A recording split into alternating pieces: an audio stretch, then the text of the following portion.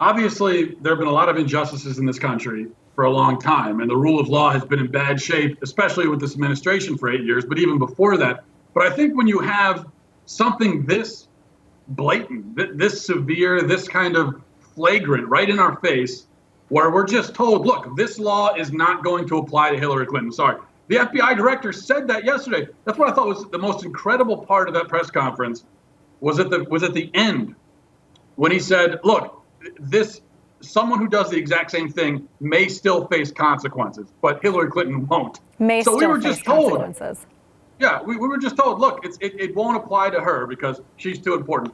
I think when that happens, when it's not just that the government is above the law, but when they're willing to basically admit it, then where are we? Because we have to keep in mind that the law, it's most important for the law to constrain the most powerful people because they can do the most damage. You know, there's only so much damage that I can do as an insignificant, measly blogger on the internet. Even if I wanted to do the worst thing in the world, there's only so much I can do. But the Secretary of State, if she wants to break the law, she can put the safety and security of millions of people at risk. She can destabilize entire regions of the country, of the world, if she wants to, if she doesn't follow the law. And she did. And so that's the consequence. And where leaders lead, followers follow. So this is going to be a lesson that she's demonstrating to all of the people who are supporting her. The rule of law is not, I mean, she's got that Clinton privilege, Matt. Clinton privilege seems to be way bigger than the so-called white privilege. Yeah, I mean, I'm told of a day not long ago when a president of the United States deleted a few minutes of a recording and had to resign from office in disgrace.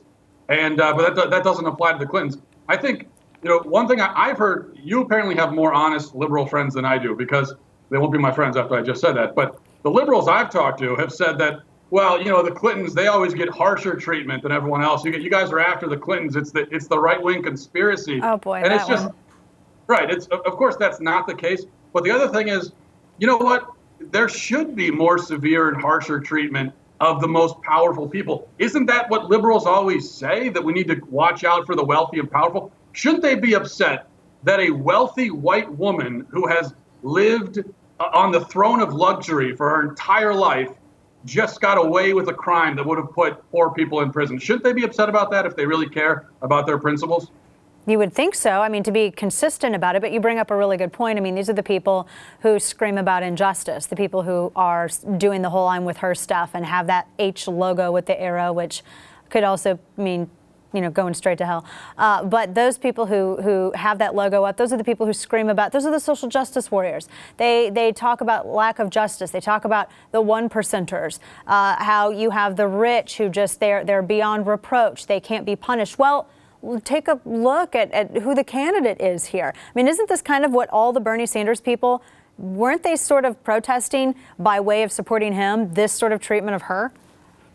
Yeah, we'll see what they do. I guess it's yet to be seen if those people, the Bernie Sanders supporters, will go another direction, vote third party, not vote at all. I mean, I don't care what they do. I'm not saying they have to turn around and vote Trump. I wouldn't expect them to do that. But if they really believe anything that they said they believe as Bernie Sanders voters, then there is no possible way they can turn around and vote for Hillary Clinton. I would say at this point, and I'm not a guy shilling for Donald Trump at all, but to support Hillary Clinton at this point with everything we know, especially recently, that makes you a bad American. You're a bad American if you will support Hillary Clinton, because what you're doing is you're inviting tyranny. This is a woman who has put herself above the law, blatantly so. And for you to support, to march into the polls like cattle and just mindlessly vote for her anyway, you're inviting tyranny on yourself, but also on my family and on my children.